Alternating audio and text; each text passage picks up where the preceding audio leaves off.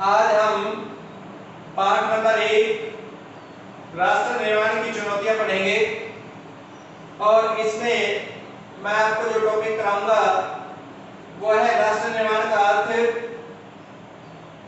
राष्ट्र निर्माण के तत्व और राष्ट्र निर्माण के बाधक तत्व।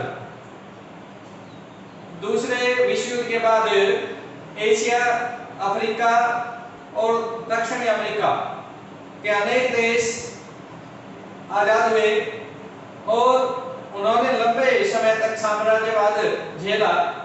इसलिए ये सभी देश आर्थिक रूप से, सामाजिक रूप से व राजनीतिक रूप से जर्जर अवस्था में थे। इनकी आर्थिक, सामाजिक, राजनीतिक व सांस्कृतिक स्थिति बहुत खराब थी।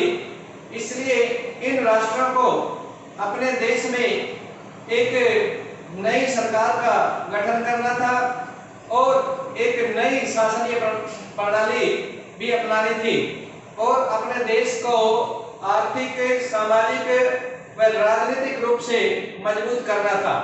इन देशों के सामने राष्ट्र में एकता बनाए रखने तथा राष्ट्र निर्माण की चुनौती थी। इन देशों के सामने अपने देश के आर्थिक और सामाजिक और राजनीतिक विकास की भी चुनौती थी। तो इस अध्याय में हम भारत के सामने 15 अगस्त 1947 के आजाद होने के बाद कौन सी चुनौतियां आई, उसे किन कठिनाइयों का सामना करना पड़ा, वो पढ़ेंगे। भारत 15 अगस्त 1947 को आजाद हुआ और हिंदुस्तान का विभाजन धर्म के आधार पर हुआ था। धर्म के आधार पर अंग्रेजों ने हिंदुस्तान को भारत और पाकिस्तान दो भागों में बांटा और दोनों देशों के सामने अनेक चुनौतियां थी आजादी के बाद। तो दोनों देशों ने उन चुनौतियों को हल करने के लिए अपने अपने ओर से अच्छे प्रयास करने की कोशिश की। हमारे देश भारत की बागडोर आजाद होने के बाद पंडित जवाहरलाल नेहरू के हाथों में गई और क्योंकि पंडित जवाहरलाल नेहरू एक कुशल राजनेता थे और उन्होंने भारत को आर्थिक, सामाजिक और राजनीतिक रूप से विकास के पथ पर ले जाने का कार्य किया। आजादी के समय भारत को किन चुनौतियों का सामना करना पड़ा, उनमें मुख्य राष्ट्र निर्माण, देश के नागरिकों में राष्ट्रीय एकता की भावना का विकास, शरणार्थियों की समस्या, कश्मीर की समस्या, देश के आर्थिक विकास की समस्या, देश में लोकतंत्र के विकास की समस्या आदि अनेक समस्याओं का हमने सामना किया। तो सबसे पहले अब मैं आपको राष्ट्र का स्पष्ट करना चाहूंगा। राष्ट्र को विभिन्न विद्वानों ने भिन्न भिन्न तरीके से परिभाषित किया है। मुख्य तौर पर इसे 3 प्रकार भागों में बांटा गया है इन परिभाषाओं को। पहला है वंश के आधार पर, वंश के आधार पर। दूसरा है राजनीति के आधार पर,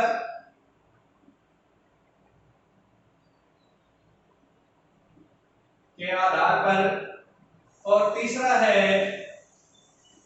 भावनात्मक आधार पर।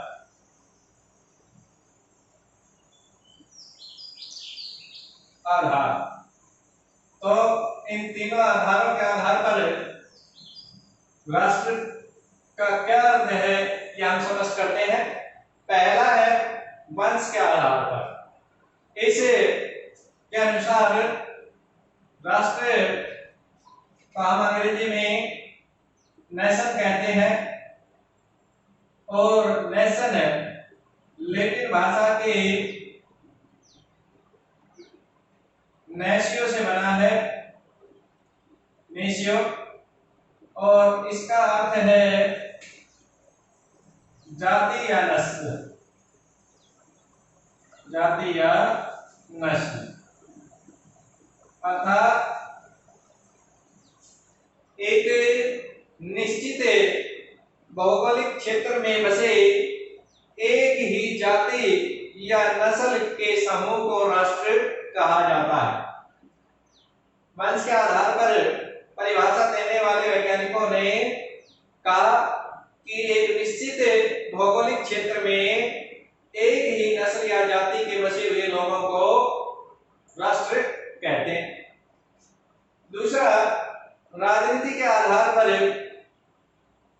वैज्ञानिक या राजनीति वैज्ञानिक कहते हैं कि एक भौगोलिक क्षेत्र में राजनीतिक रूप से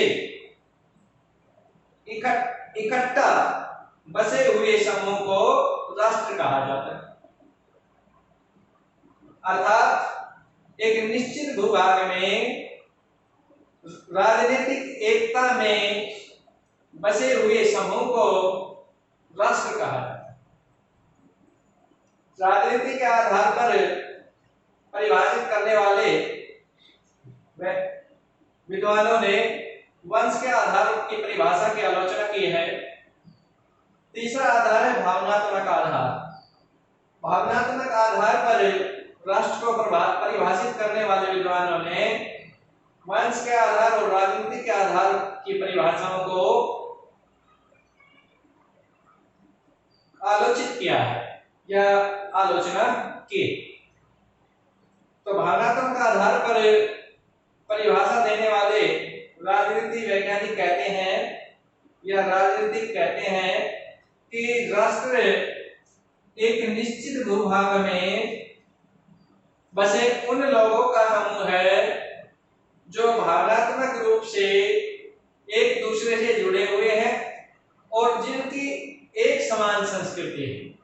अर्थात भावनात्मक आधार पर परिभाषित करने वाले विद्वानों का कहना है कि राष्ट्र एक निश्चित भूभाग में बसा लोगों का वह समूह है जो भावनात्मक रूप से आपस में जुड़े हैं और जिनकी संस्कृति समान है। इस प्रकार से हमने तीनों आधार पर राष्ट्र को परिभाषित किया या राष्ट्र का अर्थ दिया। अब हम राष्ट्र निर्माण का अर्थ लेते हैं। राष्ट्र का अर्थ आपको स्पष्ट हो गया। अब राष्ट्र निर्माण का क्या अर्थ है? राष्ट्र निर्माण वह भावना है जो किसी देश के नागरिकों को एकता के सूत्र में बांधती। अर्थात राष्ट्र निर्माण एक भावनात्मक अवधारणा है। इसमें किसी राष्ट्र के नागरिकों में एकता की भावना पैदा की जाती है। आजादी के बाद भारत को भी राष्ट्र निर्माण की समस्या का सामना करना पड़ा, क्योंकि भारत का विभाजन धर्म के आधार पर हुआ था और विभाजन के समय भारत में हिंदू मुस्लिम दंगे हुए। इससे भारत के लोगों, दो धर्म के लोगों के बीच आपसी घृणा और द्वेष पैदा हो गया था। और आजादी के बाद इन दोनों धर्मों के लोगों के मन में राष्ट्रीय भावना पैदा करना बड़ा कठिन कार्य था। इसलिए आजादी के बाद भारत को राष्ट्र निर्माण की समस्या का सामना करना पड़ा। विश्व के सभी देशों को राष्ट्र निर्माण की समस्या का सामना करना पड़ता है। जैसा मैंने आपको बताया कि द्वितीय विश्व युद्ध के बाद एशिया, अफ्रीका और दक्षिण अमेरिका के बहुत से देश साम्राज्यवादी ताकतों से आजाद हुए और आजाद होने के बाद उन्हें राष्ट्र निर्माण की समस्या का सामना करना पड़ा, क्योंकि उन देशों की आर्थिक, सामाजिक, राजनीतिक और सांस्कृतिक अवस्था अच्छी नहीं थी, क्योंकि साम्राज्यवादी शक्तियों ने उन देशों की आर्थिक, सामाजिक, सांस्कृतिक और राजनीतिक शोषण किया था। तो इस प्रकार से प्रत्येक देश को राष्ट्र निर्माण की समस्या का सामना करना पड़ सकता है और भारत को भी आजादी के बाद राष्ट्र निर्माण की समस्या का सामना करना पड़ा। तो अब अगला टॉपिक जो हमारा है वो है राष्ट्र निर्माण के लिए तत्व। राष्ट्र निर्माण के तत्व, राष्ट्र निर्माण के लिए किन तत्वों का होना आवश्यक है? वो कौन से तत्व है जो किसी देश के देशवासियों में राष्ट्रीय एकता की भावना पैदा करने में सहायक होते हैं? उन्हें राष्ट्र निर्माण के तत्व कहा जाता है। तो इसमें सबसे पहले मैं पहला तत्व स्पष्ट करूंगा, वो है प्रभुसत्ता। प्रभुसत्ता से हमारा अभिप्राय है किसी भी दूसरे देश की अधीनता से आजादी, अर्थात कोई राष्ट्र जब अपने आंतरिक और बाह्य मामलों का स्वयं निर्णय ले सके, वह किसी दूसरी ताकत के बंधन में निर्णय न ले और अपने निर्णय स्वयं ले सके, तो उस राष्ट्र को एक प्रभुसत्ता संपन्न राष्ट्र कहते हैं। अर्थात अगर किसी राष्ट्र पर किसी बाहरी ताकत का प्रभुत्व नहीं है तो वह राष्ट्र प्रभुसत्ता संपन्न राष्ट्र कहलाता है। 15 अगस्त 1947 से पहले भारत एक प्रभुसत्ता संपन्न राष्ट्र नहीं था, क्योंकि भारत ब्रिटिश सरकार के अधीन था और हमारे निर्णयों को लेने का कार्य ब्रिटिश सरकार करती थी, इसलिए हमें प्रभुसत्ता संपन्न नहीं। लेकिन 15 अगस्त 1947 के बाद भारत आजाद हो गया और अब भारत अपने आंतरिक और बाहरी निर्णयों को स्वयं लेने में सक्षम था, इसलिए भारत एक प्रभुसत्ता संपन्न राष्ट्र था। तो किसी राष्ट्र के लिए प्रभुसत्ता उस राष्ट्र के नागरिकों में राष्ट्रीय एकता पैदा करने में महत्वपूर्ण भूमिका निभाती है। आजाद देश के नागरिक आपस में एक दूसरे से भावनात्मक रूप से जुड़े होते हैं और वो एक निश्चित क्षेत्र में रहने के कारण एक दूसरे से राष्ट्रीय एकता के कारण भी जुड़े होते हैं। जैसे भारत के लोग भारत में रहने के कारण अपने आप को भारतवासी कहते हैं, चीन के लोग अपने आप को चीन में रहने के कारण चीनवासी कहते हैं, बांग्लादेश के वासी अपने आप को बांग्लादेशवासी कहते हैं। तो यह भावना उनमें प्रभुसत्ता के कारण ही पैदा हुई। दूसरा, सार्वजनिक सत्ता। सार्वजनिक सत्ता से हमारा अभिप्राय है एक संवैधानिक रूप से चुनी हुई सरकार। जब किसी देश में एक संवैधानिक रूप से चुनी हुई सरकार होती है तो उस देश के नागरिक अपने विचारों की अभिव्यक्ति कर सकते हैं, अपने आर्थिक, सामाजिक और राजनीतिक विकास कर सकते हैं और उन देश के वासियों के अंदर राष्ट्र के लिए कुछ करने की भावना होती है, अर्थात उस देश के वासियों में राष्ट्रीय एकता की भावना होती है। वो अपने देश के लिए कुछ भी करने के लिए तैयार रहते हैं। तीसरा हमारा है राष्ट्रीय भावना। जैसा कि अभी मैंने आपको बताया, जब किसी देश के वासी इकट्ठे रहते हैं तो वो भावनात्मक रूप से आपस में जुड़े होते हैं और उन देशवासियों की संस्कृति, रहन सहन, रीति रिवाज एक जैसे होते हैं और वो बहुत से अपने सामाजिक कार्यक्रम एक साथ मिलकर करते हैं, जिससे उनमें बंधुत्व की भावना का विकास होता है और यह आपसी मेलजोल उनमें राष्ट्रीय भावना का विकास करता है।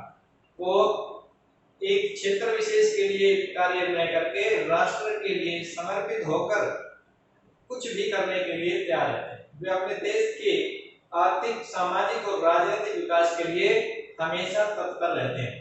तो कहने का अभिप्राय यह है कि राष्ट्रीय भावना किसी देश के राष्ट्र निर्माण में महत्वपूर्ण भूमिका निभाती है और इस भावना का विकास करने के लिए सरकार को चाहिए कि देश के प्रत्येक वासी के हितों का ख्याल रखा जाए, किसी भी धर्म या संप्रदाय या जाति के लोगों को किसी प्रकार की असुरक्षा की भावना का सामना न करना पड़े।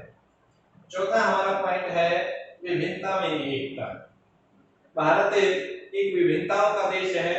यहाँ विभिन्न धर्मों, जातियों, संप्रदायों और भाषाओं के लोग रहते हैं। इतनी विविधताओं के होते हुए भी भारत के लोगों में एकता पाई जाती है और इस राष्ट्रीय एकता के कारण ही भारत के राष्ट्रीय निर्माण में सहायता मिलती है। अर्थात इन विभिन्नताओं के होते हुए भी भारतवासी अपने देश के प्रति राष्ट्रीय भावना रखता है और अपने देश के लिए राष्ट्रीय विकास में हमेशा तत्पर रहता है। तो ये चार तत्व हमने राष्ट्र निर्माण के स्पष्ट किए हैं।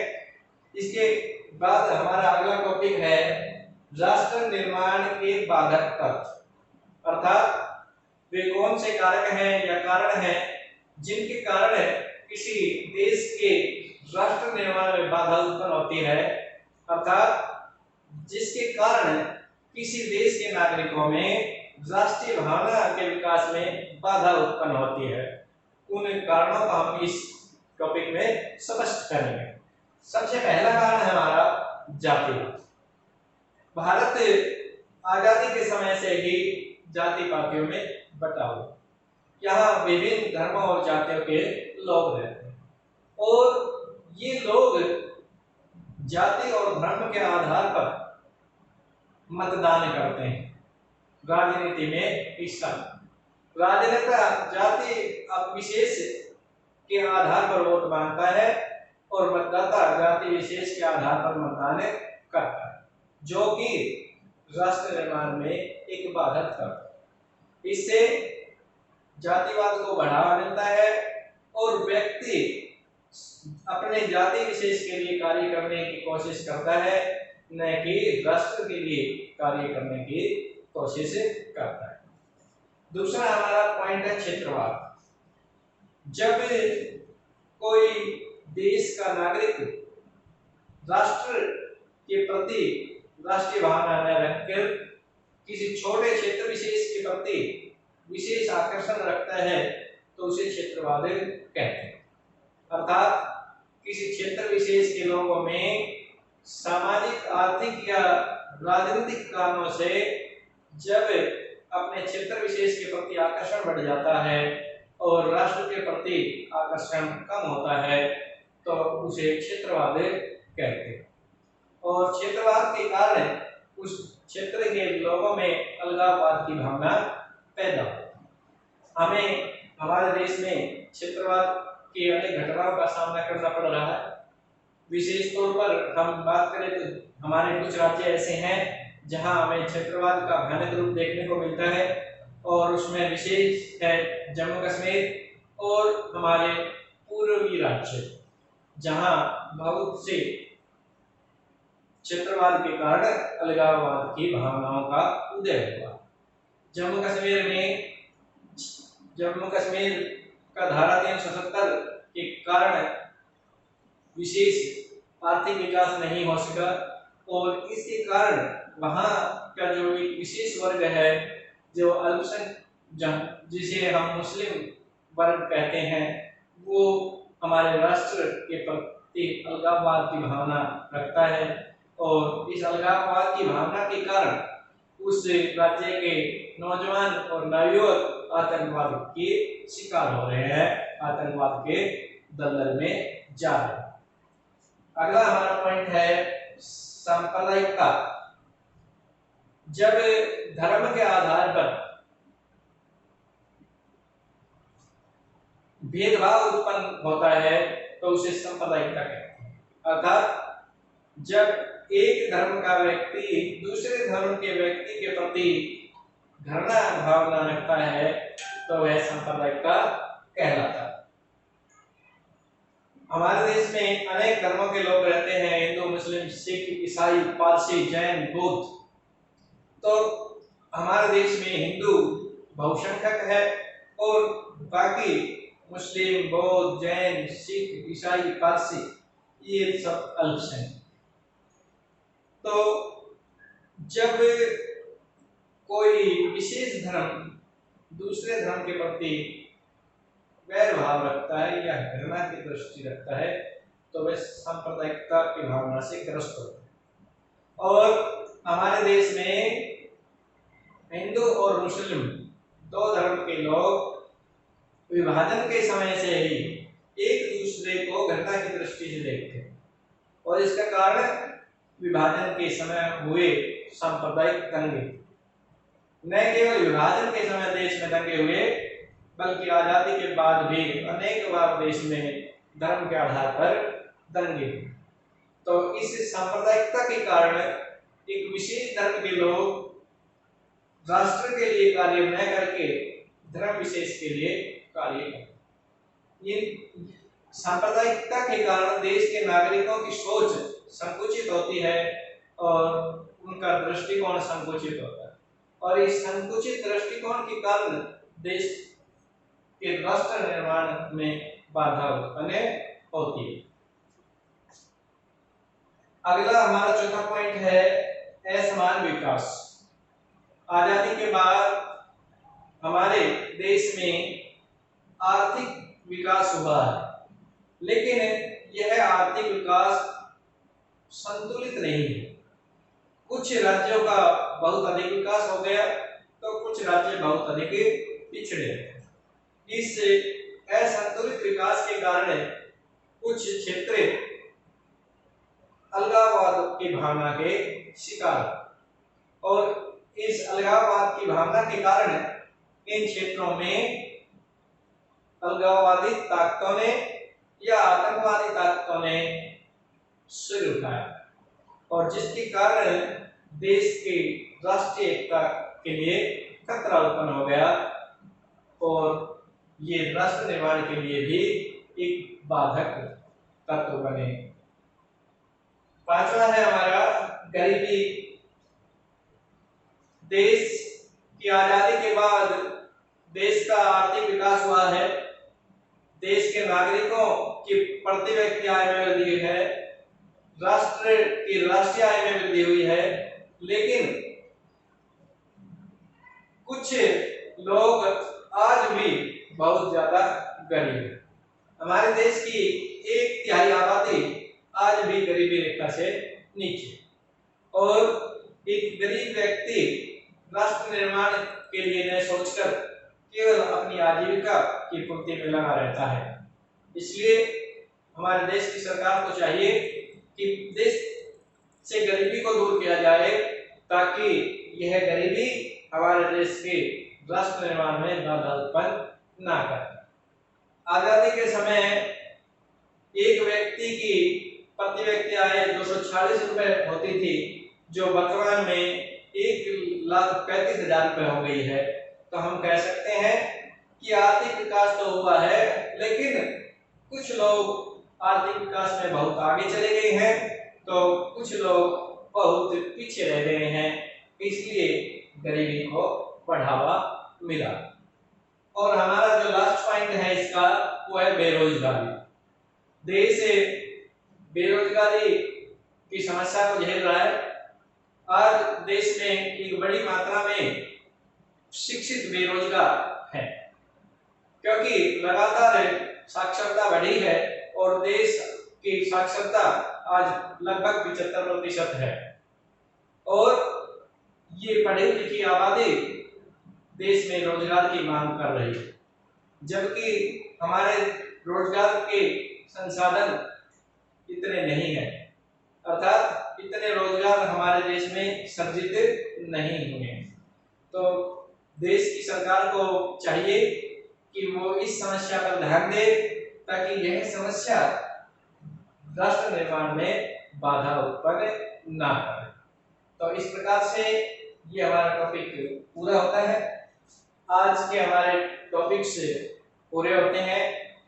आज बच्चों हम इतना ही करेंगे।